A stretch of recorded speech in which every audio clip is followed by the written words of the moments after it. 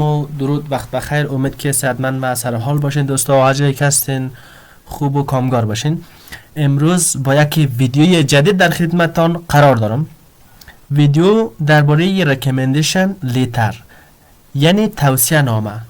توصیه نامه چیست؟ توصیه نامه نامه‌ای است که شما برای درخواست به یک بورس تحصیلی، به یک گرفتن ادمیشن از یک دانشگاه و همچنان برای درخواست کار میتونین نوشته کنین. این یک نامه اکادمیک است یا دانشگاهی بخوان با اونجا اپلای کنین.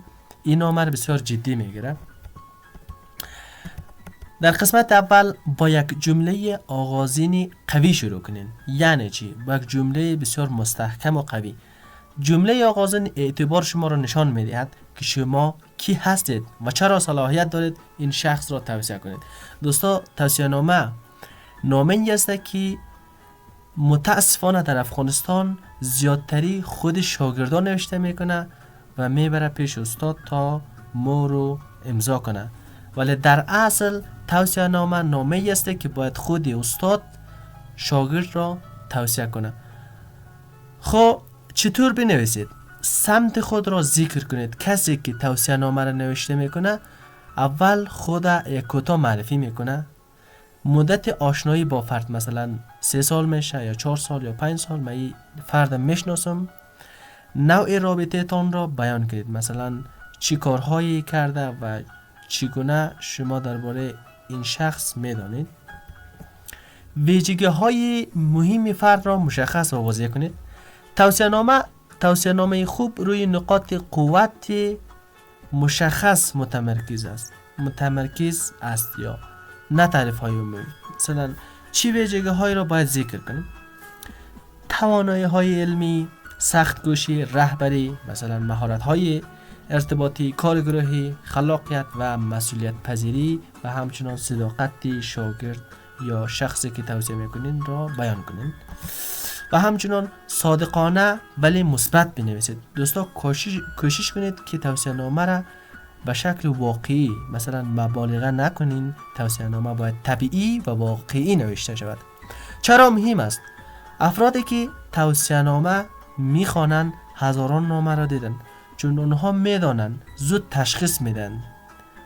وقتی که یک نامه را میخوانن زود تشخیص میدن که این شخص مثلا از کسی دیگر کپی کرده یا خودش نوشته کرده، این توانایی ها را داره یا نداره. نکته: بهترین ویژگی های فرد را انتخاب کنید، اما همه چیز را واقعی نگه دارید.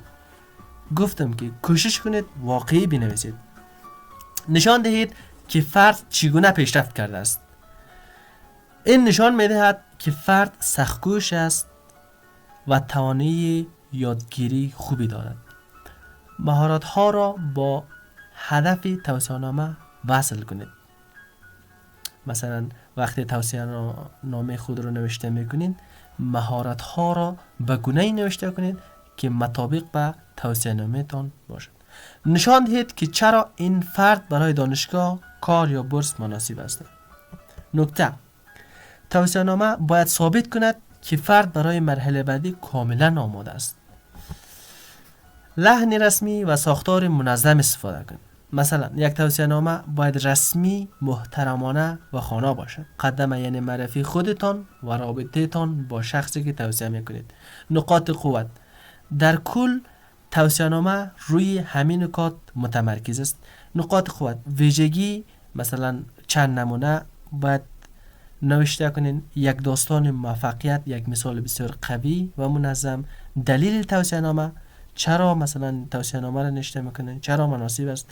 نتیجه گیری: جمله پایانی، مثلا بر علاوه و معلومات تماس. در قسمت آخری شما میدانید که باید اول نام شخص با تخلص، بعد از ایمیل و همچنان نمبر تماس را اضافه کنید. نتیجه گیری قوی بنویسید.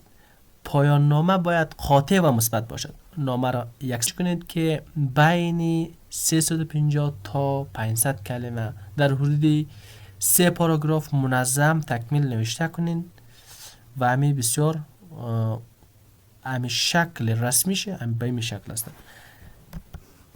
و همچنان همه چیز را بازیابی کنید بدون غلط املایی باشد.